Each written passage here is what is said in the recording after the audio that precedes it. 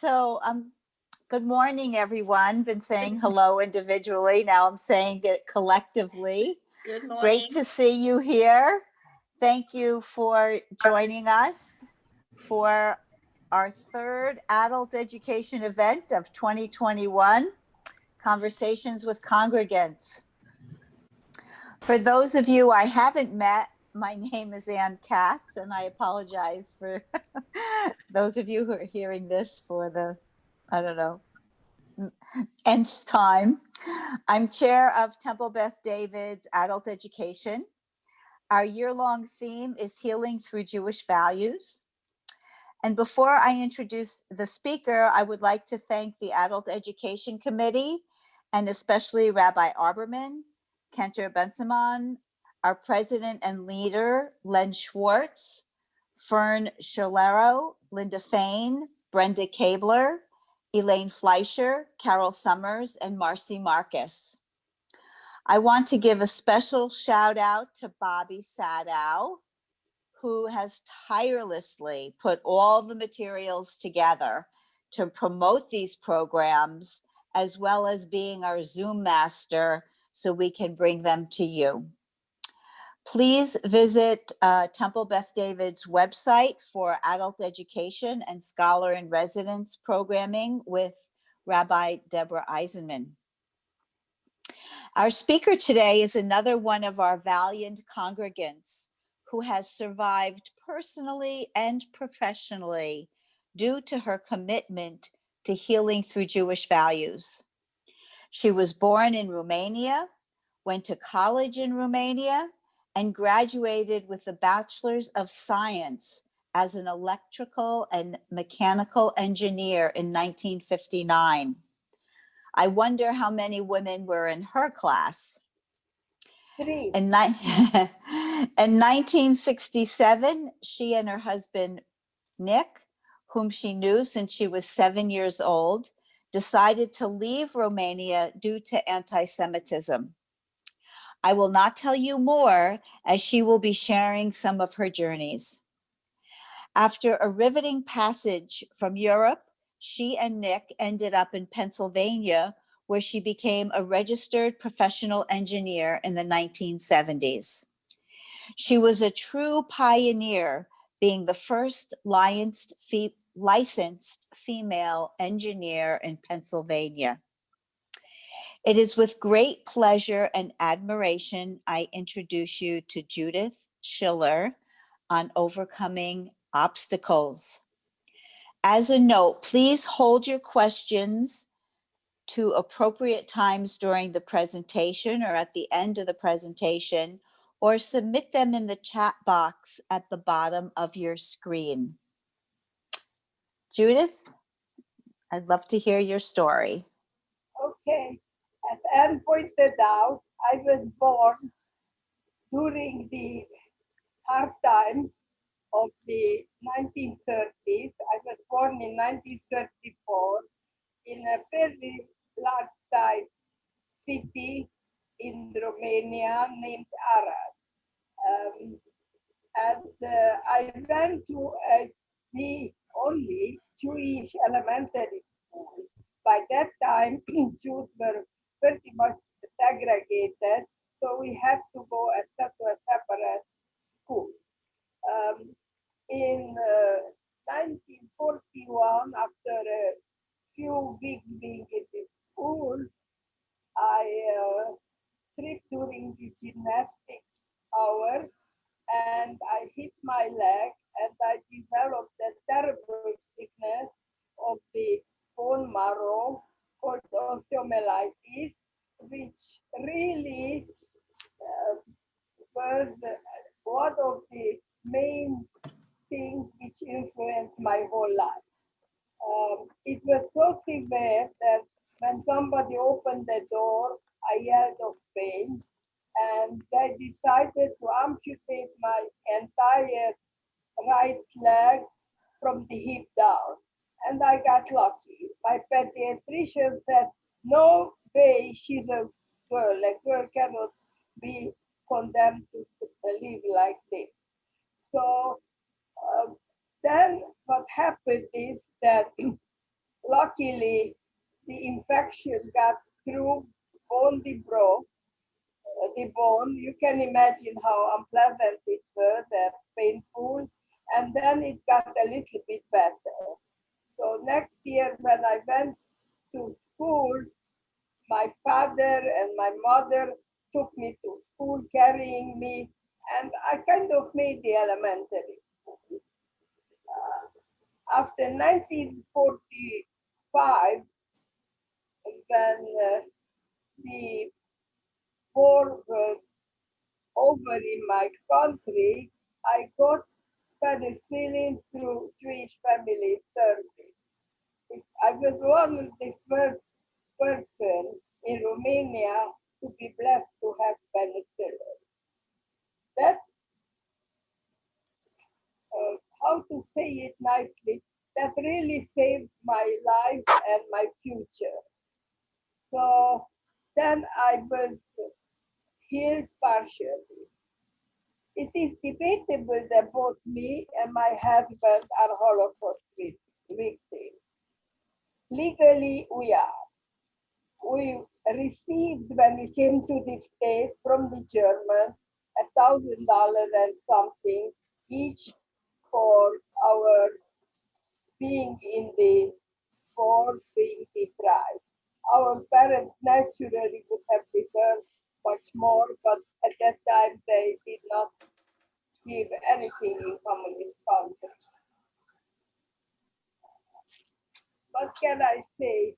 We felt too young at that time to apply for that. We were too young at the time of the war to apply for the pension from the German, and also we felt fairly stable financially, and to those with limited funds, there were so many other people who deserved it. In the other hand, when a couple years ago I started to help some of the Hungarian friends, older, even older than I am, to obtain their rightful pension, Jewish Family Service strongly suggested that we should apply. So we are okay without that pension. During the war, being Jewish, it as not very wealthy, limited us to do many things. But we survived, not like some of our relatives who lived in a few hundred miles or even less from our city, but were in Hungary. They all perished in the Holocaust.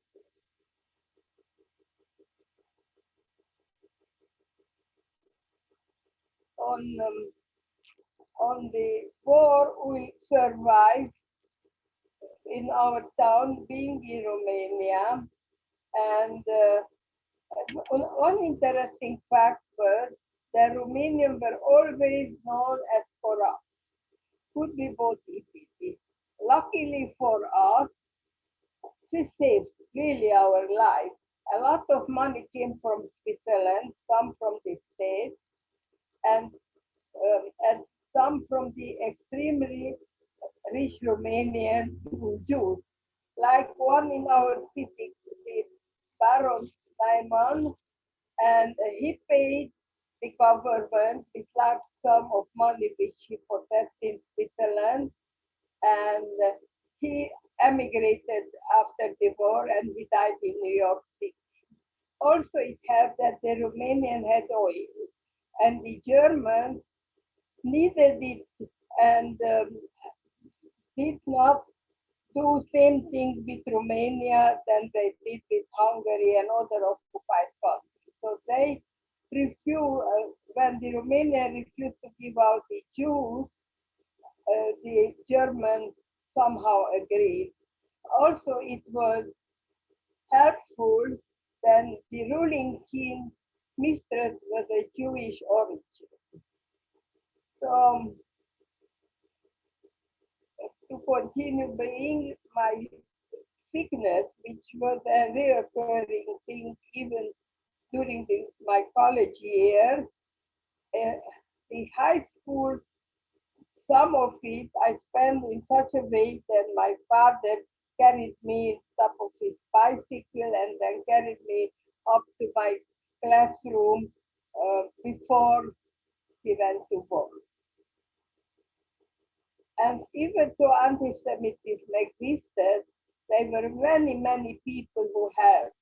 I give an example of my father, who was an extremely handy and versatile man, and he was a tool designer and worked for a large factory which was doing repair work of the German army, armament. And one day they tried and arrested my dad, and the Gestapo took for questioning. Next day, the owner of the factory dared to go to the Gestapo and inquire if they want the orders to be completed or not. If so, they needed his special tool designer to finish the order. So reluctantly, after beating him before, he was released to go back to work. So these people who were of German origin and had a huge factory went out and helped us. Otherwise, my father would not have lived. When the Romanians switched from German alliance to the Allies and the Russian army was going through Romania, the German turned against Romanians and invaded my hometown. We, with friends of my parents, leased a big wagon pulled by 4 horses and run to the countryside, which was a very lucky thing because they were looking for by far some of the people who were against Jews were looking for us, and they killed a few people in this 1 week when the German and Hungarian took over Arras. The Russian army reached us and took away our horses. You know, it was always new that when the Russians came, they said, "Давай час." They never had a wristwatch. So they took all the wristwatches which we had, and then they tried to molest our people. But luckily, my parents spoke Yiddish, and when they communicated between them in Yiddish, uh, they find that the commanding officer was a Jew, and he stopped all the soldiers trying to attack us and took us to the train station from where we could go by train inside the country and wait out until our city was liberated. After the war, the communists came, and in order to help me, my dad became an administrator for a year of a Jewish hospital, which was privately owned before, and helped me to secure a surgery after which I could work normally. Because Jews were mostly merchants and intellectuals during the socialist communism, this did not secure jobs for the Jews. So they wanted to learn to do physical labor. There were a lot of opportunities. At joint tutelage, my father helped to open a rehabilitation school called ORT. I don't know if that was known here in the States, but that was a place where they taught young and not so young Jews to learn to operate machine tools and to obtain jobs. I went to college to obtain a PS in electrical and mechanical engineering at Polytechnic Institute in Timișoara, Romania, which I graduated in 1959. An important event occurred during this period. In 1950, was the Hungarian Revolution, where the people revolted against the Hungarian government and against the Russian occupation. During this time, being students and with hot blood, um, most of the students started to do meetings to revolt against the regime. In my college town, Timisoara, which was within an hour train ride to my hometown. And they started meetings, especially Nick's College, uh, whom really were in the last year of the college, and they were the big ones who tried to get rid of everything which was oppressing them.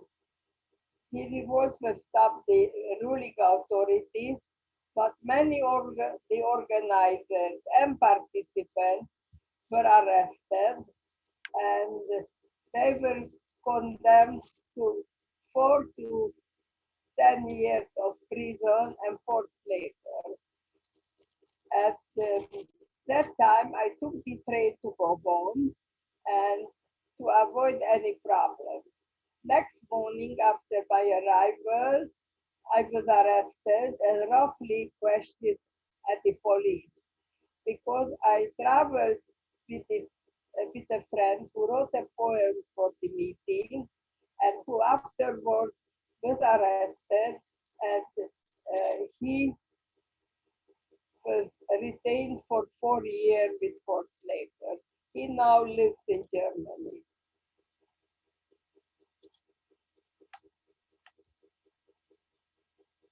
After 1950s, or before that, I have to talk about the man who influenced me extremely much.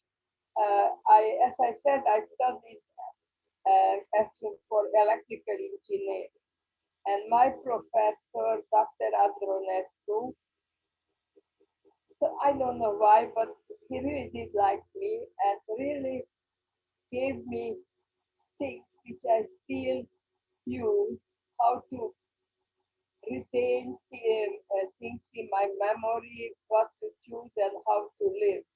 He happened to be Einstein's assistant in Germany during the First War, and he was renowned in the whole world as one of the leading physicists. So I was extremely lucky to have a man like him, and he was in probably in the early 80s at that time. After graduation, I worked as design engineer in my hometown for for an electric company, designing among other things high voltage distribution system to bring the rural community electricity, also installation for hotels, factories, renewal of existing installation, etc. Also, in 1959, as Anne mentioned, I married Nick, who I knew since I was 7 years old. He being one of best friends of my cousin. We dated when we were in college, and as I graduated, we got married. Although no official anti-Semitism as before was during the war, the anti-Semitism was strong. As an example, which I love telling, after I graduated college, walking on the main street of town, I was stopped by a friend of one of my Romanian girlfriends. He asked me if I am serious with him because I should know that he's Jewish. I looked at him and said, "Oh, I know that, and we will get married very soon. By the way, I'm also Jewish." So he turned red and walked away and never looked at me after. So you see, even if it was legally forbidden anti-Semitism as a principle of communism. People always made difference. Most of the people always made difference who is a Jew. In 1967, due to anti-Semitism, when Nick applied for a job and as a chief engineer for a very large factory, and he was interviewed and came, and it was always in our hands, his promotion. The guy came home to see how we lived, and it happened to be, I think, a Friday night, and he saw then we lived together. And then immediately the whole thing was dropped. And that thing helped us to decide, although we were subscribed to go to Israel and everything else, but that thing finally made us to decide that that's it. We don't want to live in a place where we are so much discriminated. So we had and obtained visa for Yugoslavia. We had been before traveling there, so we knew Belgrade, the capital of Yugoslavia, and we knew people up there. And at that time, we kept extreme secret about we trying to escape, because some of our friends who were pulled out from the train because they told people of their plans, and that was something which you got punished at that time, trying to escape communism. So we decided to not tell anybody, even our parents, with the exception of my mother. My mother was the youngest among the four parents, and she helped us.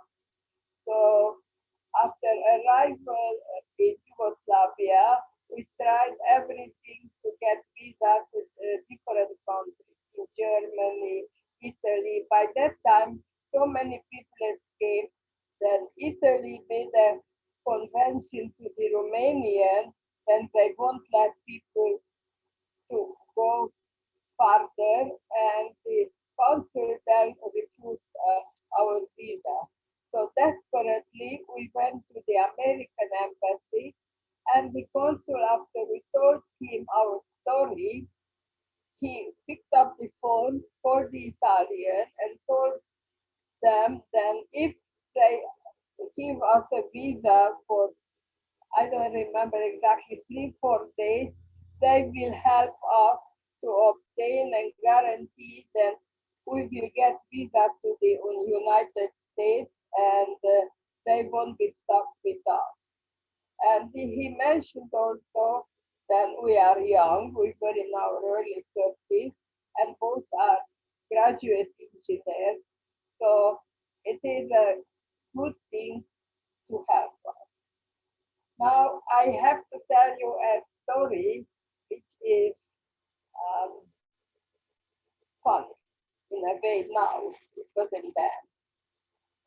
The first thing is then not being able to take money with us because the Romanian lei was not a convertible thing. We usually, when we travel outside the country, I had a source to get black market money, mostly dollars. But at this time, we were extremely careful, extremely scared. So that was also punishable. But then again, many people did it. We decided that we're not going to do that, and we bought some stamps uh, which we sold for much lower price than their value, and we got some funds. But we were really trying to economize because we had no money, and I never ate so much potato than in the couple weeks when we were there. And we decided after we got the visa from Italy, and we had to pay for them, to buy a train ticket with the almost less of our money. The train ticket which we got in Romania, we got to the left down near the Italian border on the first class. And when we both naturally, we hardly had money for the third class, and that's not comfortable in Europe, especially at that time. So anyway, when we went into the train, when we started to cross the border, I asked Nick to let's move where we have tickets. And Nick said, nobody gonna come in middle of the night. Well, he was wrong because in next 10, 15 minutes, the conductor. So then we don't have the right ticket, and he made us to pay a $10 fine out of the $13 which we possessed at that time, and it took our passport, telling us that they will, at the next station, they will lower us and will send us back to Romania.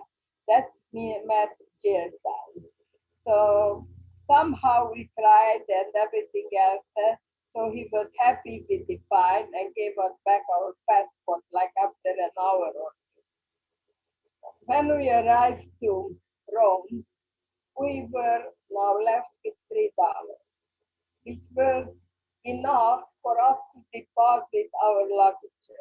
We escaped with two large luggages because we couldn't bring too much stuff with us, but we brought whatever we could fit in, so we could carry it to Rome. We know the Jewish family service address, but we had no money for the tram. So after we deposited our luggages, we walked there. And that was the day before Vegas.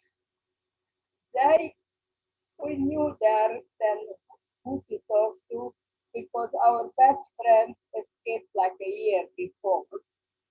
And make the long story short, they housed us in an Orthodox hotel in the heart of the town. And then after we went there, we got an invitation for Seder. That was the Seder of our life. We never, ever, not even since then, saw that much love and of the one Jew for the other, and we became kind of the stars because they were mostly people from the States, and they were so kind to us, even if we had a communication problem.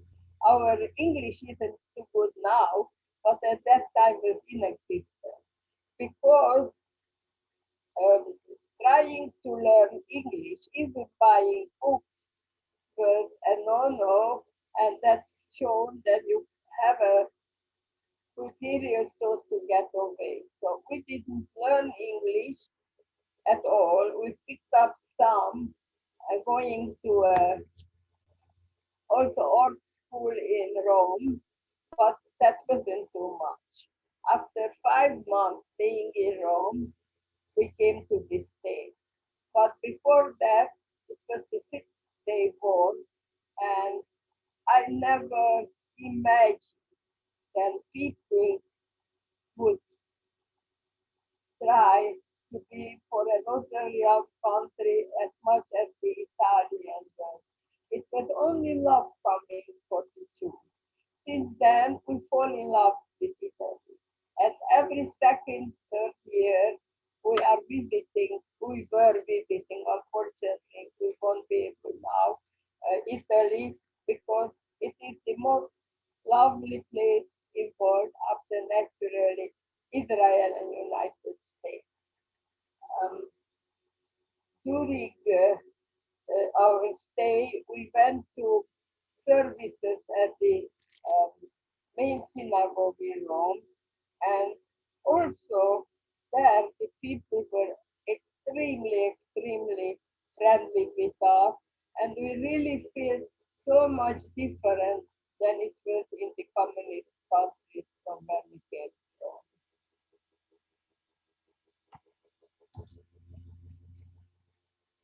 After that, when we arrived, we were when we arrived, we came through Vienna because we tried to come as soon as possible, and Jewish family service did not have uh, flight from Italy to the States, and there were a couple seats left on the um, Austrian side, so we go by train to um, Vienna, and we flew from there to New York.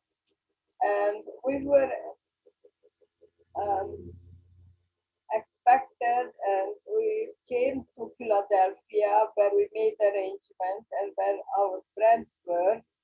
And after a week, we got jobs, both of us at General Electric.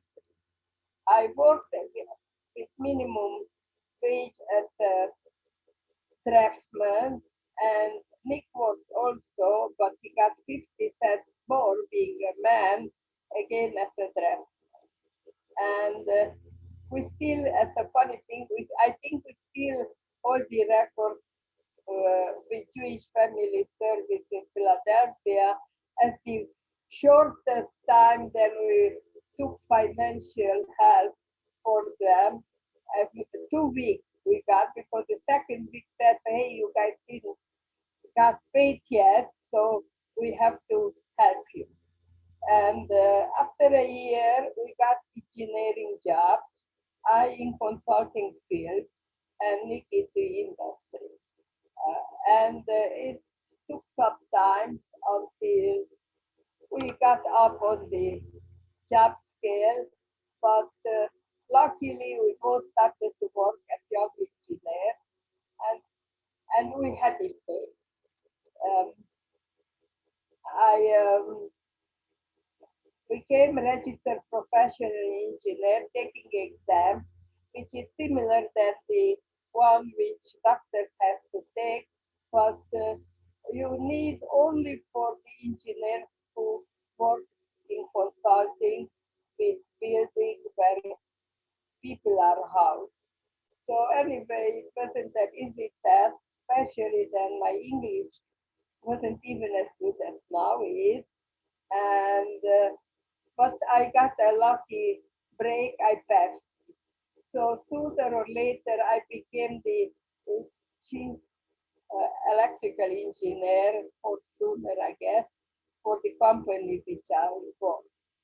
In 1989, I established a consulting company called Schiller and Hirsch Associates with a colleague, David Hirsch, and I had the company until 2005 when I fully retired. The company is still active, medium-sized consulting, employing a staff of 50 to 20 engineers. And it has still a lot of interesting projects. Um, I am a member and either active or retired status with the National Society of Professional Engineers, American Council of Engineering Companies, National Fire Protection Association, Illuminating Engineering Society, and the Institute of Electrical and Electronic Engineering. Our company and myself, actually, we won a lot of engineering awards, mostly for energy conservation, system in building, which we designed, um, like automatic lighting control for Prudential Insurance Company, many officers, um, large offices and buildings, and for like heat pump system, water-based heat pump storage system on which we did for air conditioning a school and for heating it using the heat of the earth, which was one of the first things done, and so forth.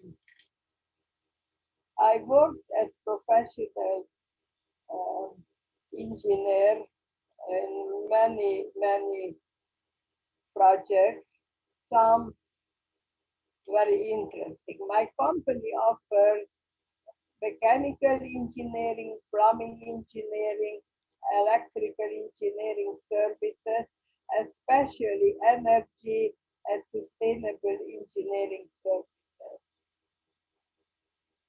And representative design work and elements which I was associated with include offices and computer facilities for Prudential Insurance Company and for many other buildings such IBM facilities, uh, office buildings in downtown Philadelphia, etc.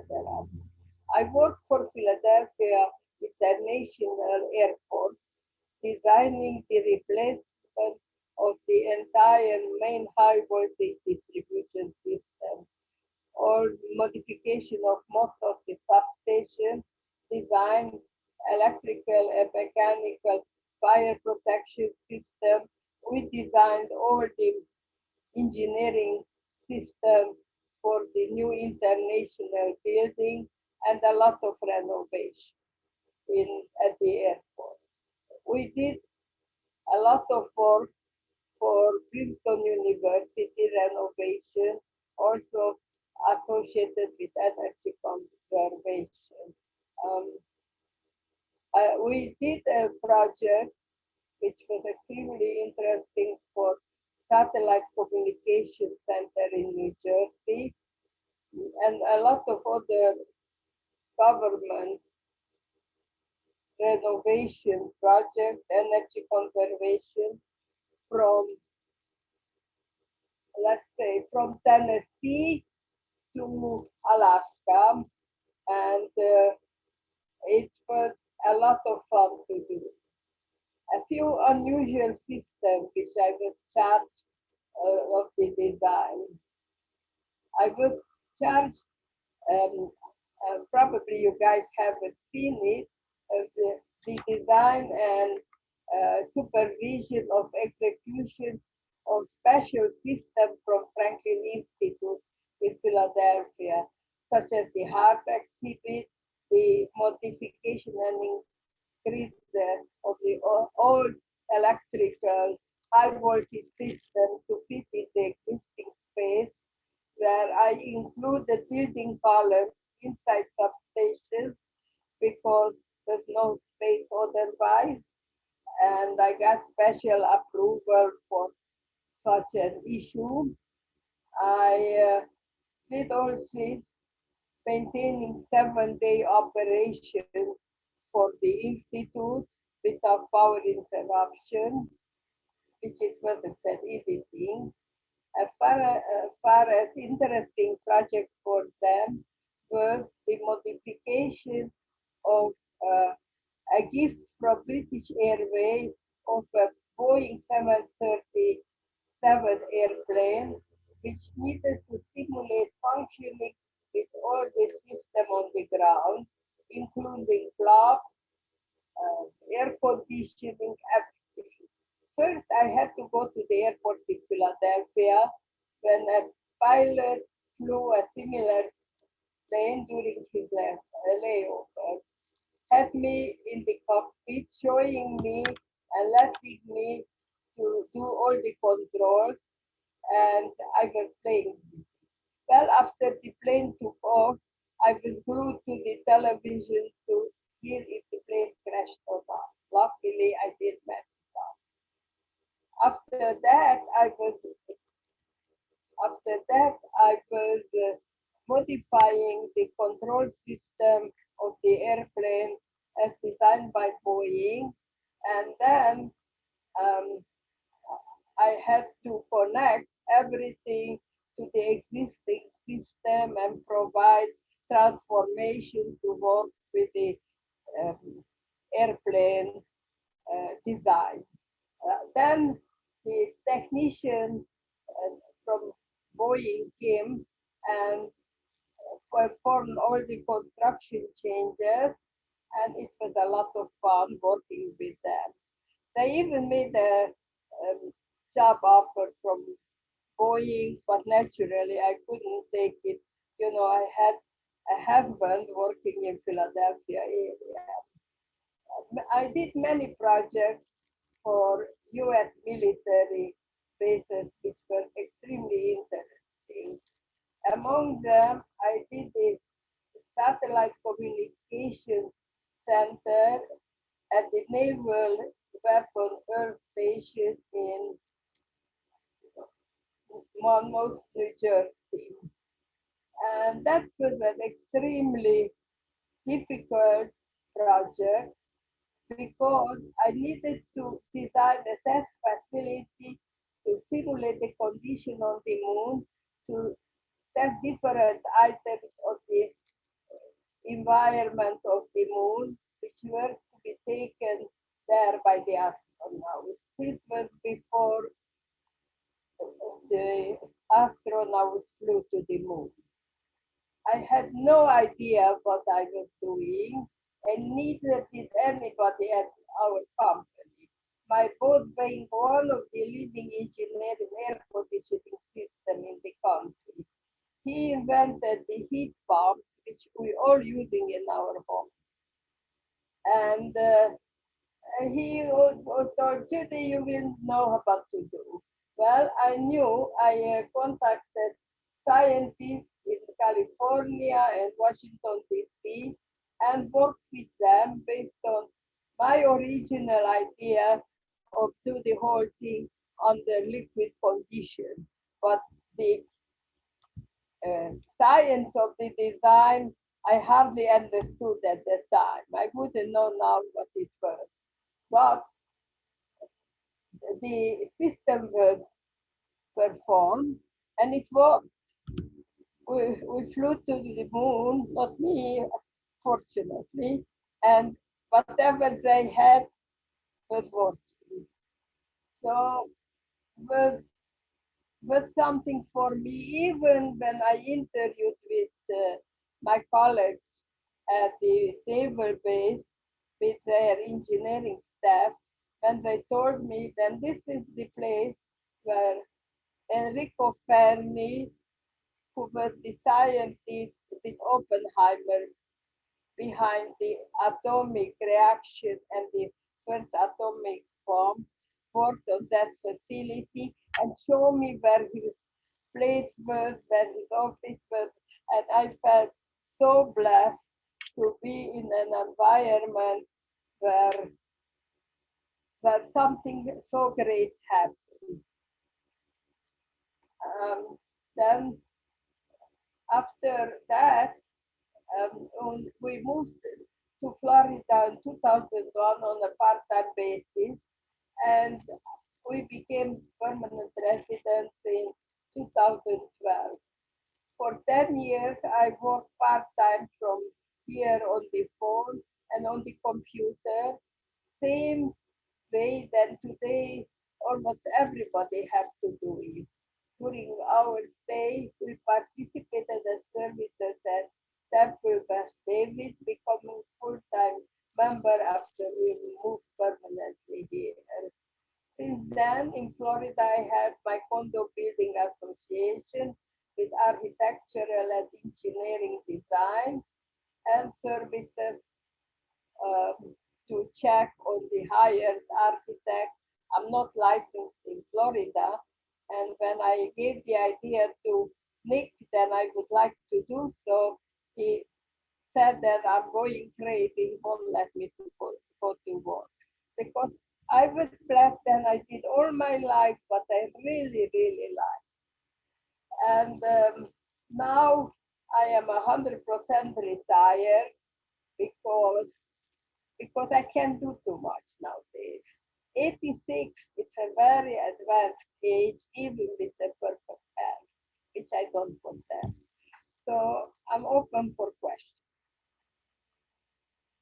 Oh, oh, Judith, thank you so much for sharing your personal, inspirational, and captivating history. I mean, unbelievable.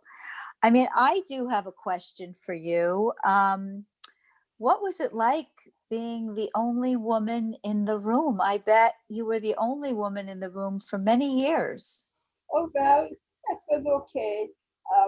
To paraphrase one of the guys who I worked with in my so-called old company for the consulting engineering, it was some discussion, and they said, "Oh, don't," and probably some funny language. They said, "Oh, Judith is here," and he looked up and he said, "Oh, she's one of the guys."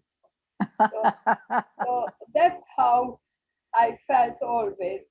When I graduated in college at that time, we were, I think, 5 to 7 girls, I don't know, with 220 guys. So I got, let's say, used to that. And I am, you know, I was always trying to be a friend with everybody. So when I opened my company with my partner and I went to meetings, which meetings were with very large companies, as I said, like for Philadelphia International Airport, they were architects and national known architects. I was the only one, and I spoke with my broken English as much as was needed, maybe a little bit more. I like to speak up, although I try to keep shy if it's possible nowadays, being forward than I am. So it was a Thank you. natural thing. I mean, I went 5 years almost to college, and it was only one other girl with me because my specialty is electrical and mechanical engineering, and the class was mostly electrical engineering. And because of my love for high voltage, which it occurred when I bought the electrical company in my home city, um, which is a specialty which is rarely done by most electrical engineers, because everybody does regular house distribution type work, here and there. I was lucky than be involved from day one when I joined the company, Burden Associates. They had a project with needed high voltage distribution. I was hired there as a draftsman, and then I knew what I was doing. My so-called boss, electrical engineer, had not quite any idea. So they took me to Harrisburg to meetings to talk to other people. And I worked with the Philadelphia Electric Company because, again, I was the one who knew high voltage. And it's nothing different than knowing to sell a pair of shoes. It is a profession. So Right. anyway, that's how I felt being with the man. Okay, great. Anybody Judith? else? Yes, thank you, Claire. Yeah, Judith, what year did you go to Italy? I mean, it seems like a lot of the people that were leaving countries stopped in Italy, and then from there they dispersed to so many other countries, and it's such an interesting thing that I'm fascinated by it because You touched something. We Yeah. came to Italy in 1967, and at that time we started to apply immediately. We knew then we don't want to go to Israel. Number Right. one, with war, and at that time, number two, our uncle, cousin, everybody said anywhere but here, which was a mistake and maybe not a mistake. I don't think it was at this time because I am more than, I'm more American than anybody else. I love this country so much. So in 1967, when we were in very early 30s, we got offers to go to a lot of countries. Yeah. Radio Free Europe offered me a position. I mean, we were without children, unfortunately, and we were engineers and were kind of know our background. So we had uh, offer from the Nordic countries, even Italy, where it was almost impossible to remain, was mentioned that it's an option for us. But we were safe to come to United States, and as much as after 5 months when was this opening on the airplane from Vienna, we said forget it. And they would not let to take more than two luggages, which basically what we had. We had all the stuff which we had packed in a huge box, which we bought it during our stay, like pillows, blankets, and so forth. My uncle sent us money where we were in Italy because whatever we got money from the Hyatt was not Right. too much. But and we saved. I learned to save. I saved on food. We got money for food. My husband loved to travel, so we took small trips everywhere in Italy, not everywhere, a few places where we ate bread and milk and we saved. So anyway, we came here, and as I said, it was something which we knew we want to do. We knew then how is the life in this country, so we wanted to get a better life and mostly freedom. And I didn't want it to be stuck in a communist country for my Right. life. Freedom. Yeah. Not that for why we left our parents. So that's Thank why. you. Thank you. Thank you, Judith. Does anybody else have a question for Judith? Brenda? Judith, do you have siblings, and what happened to them after you left? Okay, no, neither of we are all okay. We were born in 1930. In 1930, a Jewish family had 80% of the time only one child. It was a very uncertain period. Nick was born in 33, I in 34. And I remember 90% of our friends were the only child. So being cis, it was hard during the war to, especially I who was bedridden, to keep more children. So we have no siblings. Cousins, thank God I still have them. They live in Israel. As far as what happened, I know then as I told, my parents and Nick's parents didn't know that we were planning to escape. And my father cried everywhere. My mother knew, but she was younger and she was stronger. And when we got to Rome, we called and we told them that they should forgive. We made a point to be a big discussion. They should forgive us, but we felt then that's our future and so forth. So except that they were questioned, they were let go, and no more siblings there because my cousins went to Israel in 50s and early 60s. So nobody had a big problem except our parents who missed us, and we haven't met them only like after we obtained the United States citizenship, and even then we met them in Hungary, and unfortunately my mother-in-law died within a year after we left, but we had the fortune of meeting my mother, father, and his father, and they all visited us.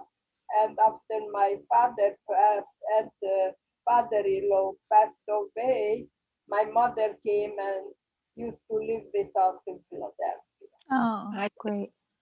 Great. Thank you Great. so much for this beautiful Yes. session. This was wonderful. But the thing is that being Jewish always made us proud, and being Jewish always helped us. And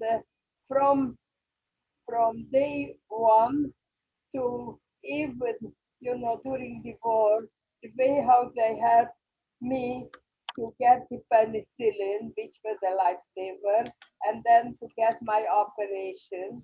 And then afterward, it's true then our family tried to be associated with Jewish life, like my father helping out many people. Um, then afterward, what happened in Rome was something unbelievable. And here people are unbelievable, not only Jews, most of the people. And also we know that it's here anti-Semitism also, it's so much less than anywhere in the world. So it is Thank you. it is a Thank big honor for me to be able to be a US citizen. You have no idea what a big difference made in our life, and not only financially, just the feeling that we are here. It's something Yes. that, it's something very, very And nice. able to say you are Jewish and not be afraid. That's a Oh. big, that was one thing I realized when I came to the States. I saw all the kosher signs and I said, oh my God, people are really, they're out there. They're showing their Judaism. And that made me very good. That was very good. Well, one thing is that I never was scared to say I'm Jewish, No, and never. let me say, after I graduated high school, I was chosen to be taken to. I was a very good mathematician, very very good mathematician. My professor put me to help other children, and even when I was in college, I tutored children and so forth. That's how I got dressed up at that time, buying clothes for my earnings. But at that time, I was chosen to be sent to Russia to uh, to study atomic physics, and it took a lot of things, including my illness, for my parents to be able to do not have me to go.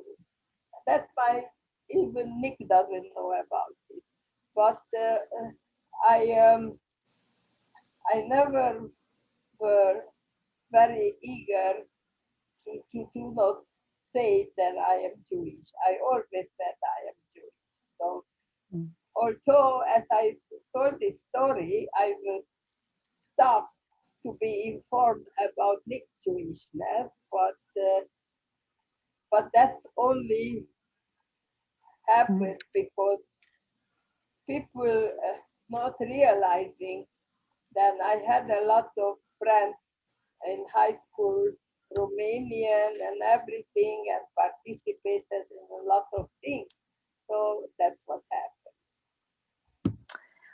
Well, Thank thank you. Thank you so much. And thank you all for attending, um, for such an interesting story. And, you know, you're a real pioneer, Judith. I mean, a real pioneer, both in Europe and in the United States. I wasn't a pioneer. I just was alive. That's all. A Not humble pioneer. pioneer, a humble pioneer. There are so many women engineers. You know, I am invited to participate in different organizations, which I decline because I have no strength and no vision to be a feminist. I never was a feminist. As I said, I was one of the guys. So it's, you know, Nick is putting up with me the way how I am for over 50 years. So that's what it is, life. That's all.